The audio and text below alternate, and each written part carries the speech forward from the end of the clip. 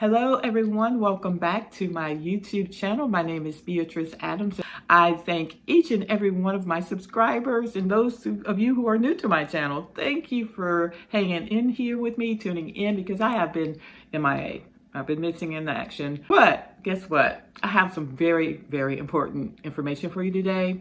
The quickest way for you, be serious now, the quickest way for your 501c3 tax-exempt organization that you worked so hard to get approved for, did all that paperwork, watched all these videos, all my videos, you got approved, and then it got snatched back from you. The IRS revoked you. Do you want to know what the quickest way is to get revoked? That is to not file your annual return. Just look it up. Type in 990. 990. You don't even have to type anything else.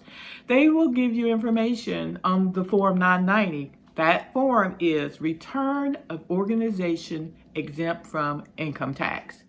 Though you are established as a 501c3 tax exempt organization, meaning you don't have to pay taxes on any gross receipts, donations, grants, whatever, any money you receive. You don't have to pay taxes on that. The IRS still wants to know about your money. They still want to know what type of grants you got, how much you got, how much money you received in donations, what your expenses were. They still want to know this. So if you don't file Form 990, again, that's return of organization exempt from income tax. Got it on my notes. If you don't do that for 3 consecutive years, they give you 3 years in a row to file this return. And if you don't do that within that time frame, guess what? You are automatically revoked. They will snatch your stuff back. So then once you're revoked, see, I'm at the IRS's website where it says automatic revocation of exemption. Once you're revoked, you go on the IRS's automatic revocation of exemption list. And it says the IRS publishes the list of organizations whose tax-exempt status was automatically revoked because of failure to file a required Form 990, 990EZ, 990PF, or Form 990NE postcard, for 3 consecutive years. And we'll click here and we're going to find that list. I want to show it to you. So we'll just scroll down here and where it says revocations of 501c3 determinations or revocations. And here's the alphabetical file. Make it real easy for a grant funder to check to see if you indeed are on that list. So it went into my downloads folder, and here is the list of all the revocations of 501c3 determinations. This is revised as of 2025, and it's a whole bunch. Now, I'm not saying these people are still revoked. You, of course, can have it reinstated, but you'll go on this list. So there's no such thing as, oh, I'll just keep applying for grants anyway.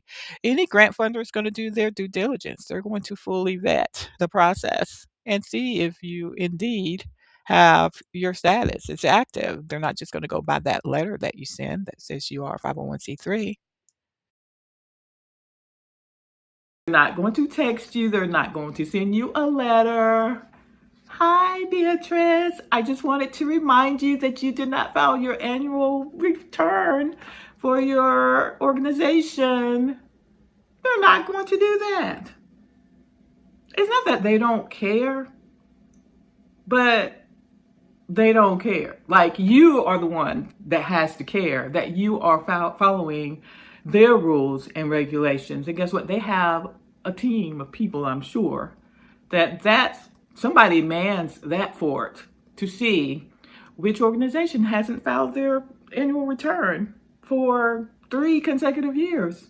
Probably just zaps out on a system. I don't know, in a report. I have no idea. All I know is one thing for sure. They will take your stuff back. What you worked so hard for. You know this paperwork is really hard. And especially if you paid somebody to do it, you know how much that is. So, and then you don't file your annual return for 3 years in a row? But the point is, you've got to file your information. So don't get revoked. Just don't. You have to mind your business. Let me tell you something. I have a friend whose dad said, it takes 6 months to mind my business and 6 months to leave other folks' business alone. Well, guess what? It takes 6 months to mind your business, and then those other 6 months to stay out of other folks' business, so that you will have all your ducks in a row and you're making sure you're getting all your paperwork done with your 501c3, making sure that 990 annual return is being completed. And also do that with the state as well. Some states may not require nonprofits to file an annual return with them, and there are some states that do. But guess what? I'll tell you a story of being transparent here about myself. When I say it takes 6 months to mind my business and 6 months to leave other folks' business alone, let me tell you, I'm speaking to the choir, because I myself forgot to file my annual return with the state. And guess what they said? Revoked.